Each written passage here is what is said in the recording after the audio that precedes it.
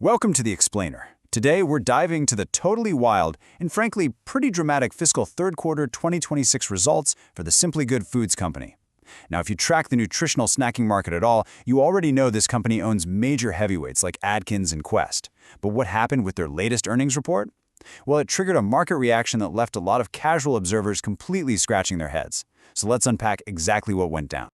Okay, let's dive into this. Negative $52 million. Yikes, right? That is the stark reality of the net loss Simply Good Foods reported for its fiscal Q3. It's a highly painful figure on paper. Honestly, it's the kind of number that usually sends retail investors running for the hills, especially when you realize that during the exact same period last year, they were sitting on a net income of $41.1 million. But here is where things get really strange. On the exact same day, the company announced that massive $52 million loss, along with a 6.3% drop in overall net sales, by the way. The stock price shot up nearly 14%. I mean, it's incredibly counterintuitive. A stock jumping double digits on the very day it confirms massive losses and shrinking revenue? No way, right? Part 1. The Q3 Earnings Paradox. So first, we really have to walk through the grim realities of these Q3 numbers. Net sales came in at $357 million, which is an undeniable 6.3% drop. Adjusted EBITDA, that core measure of operating profitability, well, that fell by 22.5%, down to $57.2 million. And of course, there's that $52 million net loss staring right at us again. Make no mistake, by all traditional fundamental metrics, this was a tough quarter. The numbers are undeniably down across the board. Let's move to Part 2, lowering the expectations bar, and see how this builds. Because, context is absolutely everything in the stock market. To understand how a stock rallies 14% on bad news, we have to look at the timeline and see how the stage was set.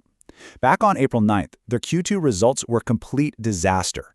Sales dropped 9.4%, and they disclosed a massive $249 million impairment charge tied to their OYN and Atkins brands. Management pointed to severe product quality issues. We're talking taste and texture problems, plus poor marketing execution. The stock plummeted over 18% in a single day. Then, right in the middle of the quarter, a securities fraud investigation was launched to look into whether the company misrepresented the success of a distribution expansion. By the time July 9th rolled around, investors weren't just bracing for a bad quarter, they were practically expecting the entire building to be on fire.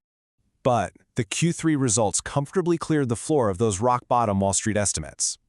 Analysts were bracing for $332.6 million in sales. The company actually delivered $357 million. They expected an adjusted earnings per share of 35 cents. The company delivered 42 cents.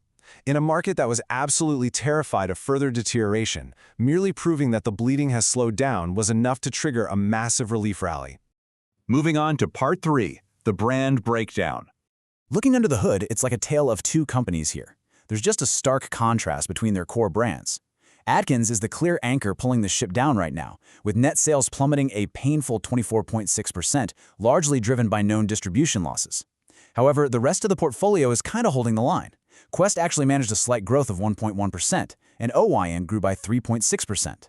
Since Quest is the brand doing the heavy lifting these days, let's dive a little deeper into it. There are some real bright spots here for sure.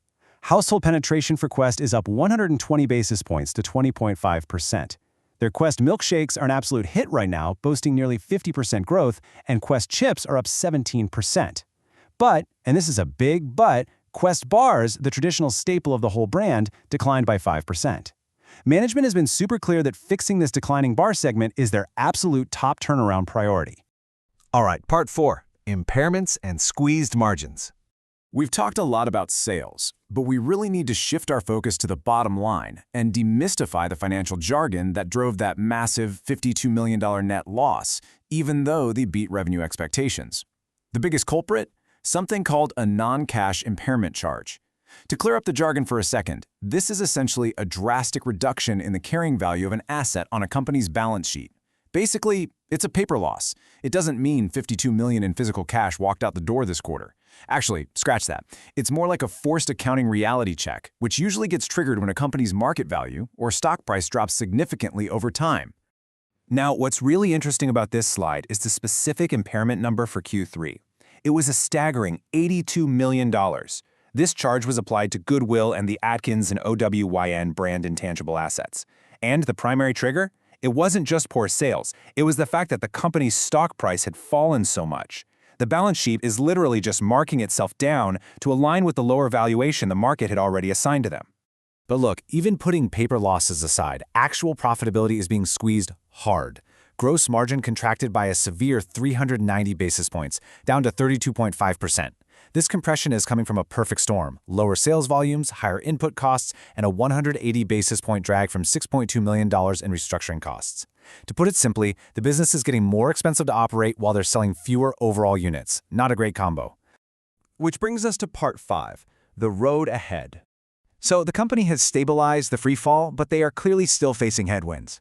Management did offer a ray of hope, though, by raising their full-year net sales guidance to somewhere between $1.345 billion and $1.355 billion.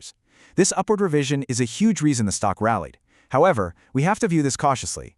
Even at the midpoint of this new guidance, it still represents a 6 to 7% decline in sales for the year.